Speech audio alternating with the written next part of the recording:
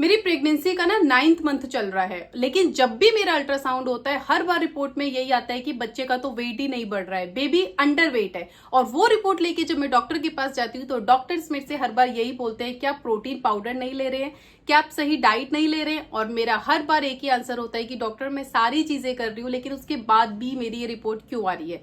अगर आपका भी ये सवाल रहता है तो ये वीडियो आपको एंड तक जरूर देखनी चाहिए।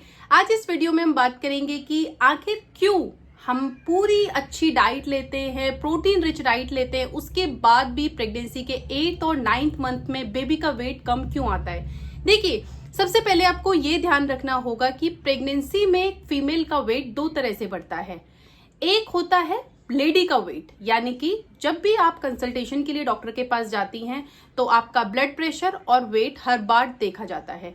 अगर आपका वेट बढ़ रहा है, बेबी का वेट नहीं बढ़ रहा है, इसका मतलब आप अपनी डाइट में कार्ब्स का इंटेक ज्यादा ले रही हैं, या फिर हो सकता है आपकी डाइट में फैट या फिर ट्रांस फैट ऐसी चीजें ज्यादा हैं। अगर आपकी डाइट प्रोटीन रिच होगी, आप सारे विटामिन मिनरल का ध्यान रख रहे होंगे, तो आपके बेबी का वेट 100% बढ़ेगा। अभी आपको क्या देखना है कि आपके बेबी का वेट कितना है और वो कितना होना चाहिए। फॉर एग्जाम्पल, अगर आप प्रेगनेंसी के 8th मंथ में हैं तो आपके बेबी का वेट मिनिमम 2 किलो हो जाना चाहिए। सेम अगर आप अपने 9th मंथ की प्रेगनेंसी में पहुंच चुकी है तो बेबी का वेट 2.5 किलो हो जाना चाहिए।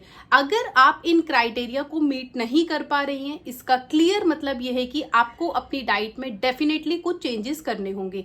आज मैं आपको कुछ ऐसी चीजें बताऊंगी जो प्रेगनेंसी में बेबी का वेट गेन करने में बहुत हेल्प करती है।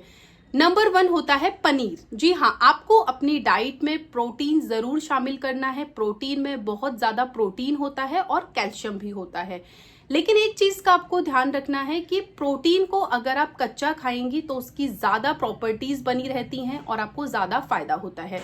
तो आप कच्चा पनीर खा सकती हैं, उसमें आप थोड़ा सा काली मिर्च पाउडर या फिर थोड़ा सा काला नमक, सेंधा नमक ये डालकर उसको आप सेवन आप कर सकते हैं। दूसरा होता है, अगर आप नॉन वेजिटेरियन हैं तो आप चिकन खा सकती हैं, मटन खा सकती हैं और आप एग खा सकती हैं। लेकिन ध्यान रहे, एक बार में आपको क्वांटिटी बहुत थोड़ी रखनी है, क्योंकि 9th मंथ में ऑलरेडी हमारा यूट्रस का साइज बहुत बड़ा हो चुका होता है और हमारी जो आंतें होती हैं वो थोड़ा सिकुड़ जाती हैं और उस वजह से हमको खाना पचाने में दिक्कत होती है। इसीलिए अगर आप चिकन मटन खाती हैं तो कोशिश करें कि आप थोड़ा थोड़ा करके खाएं। तीसरा होता है सीजनल फ्रूट्स और वेजिटेबल्स। आम अगर सीजन में है तो आपको आम जरूर खाना है। आम वेट गेन करने में बहुत ज्यादा हेल्प करता है और आम में कई ऐसे विटामिन और मिनरल्स होते हैं जो बेबी की हेल्थ के लिए बहुत ज्यादा अच्छे होते हैं। इसके अलावा जो भी सीजन में फ्रूट्स है, आप बनाना खा सकते हैं। आप अगर आपके सीजन में हरी सब्जियां हैं तो आप उनका सेवन जरूर कीजिए, ये बेबी का हेल्दी वेट करने में बहुत हेल्प करेंगी।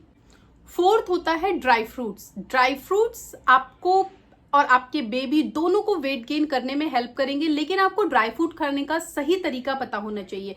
प्रेगनेंसी में आपको ड्राई फ्रूट्स हमेशा भिगोकर और मॉर्निंग में खाना है, यानी कि रात को आप ड्राई फ्रूट्स भिगाइए और सुबह खाली पेट आपको ड्राई फ्रूट्स खाना है। इसके अलावा आप क्या खा सकते हैं, आप अपनी डाइट में ज्यादा से ज्यादा दाल, राजमा, चने, छोले ये चीजें शामिल कर सकते हैं। इनमें फाइबर भी बहुत ज्यादा होता है और प्रोटीन भी बहुत ज्यादा होता है। तो ये कुछ ऐसी चीजें हैं जो प्रेगनेंसी के 8 और 9th मंथ में खाने से बेबी का वेट बहुत रैपिडली गेन होता है।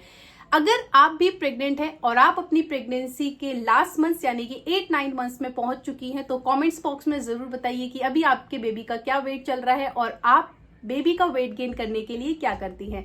वीडियो अगर पसंद आया तो लाइक जरूर कीजिए, चैनल सब्सक्राइब नहीं किया तो सब्सक्राइब जरूर कर ले। थैंक यू, नमस्कार।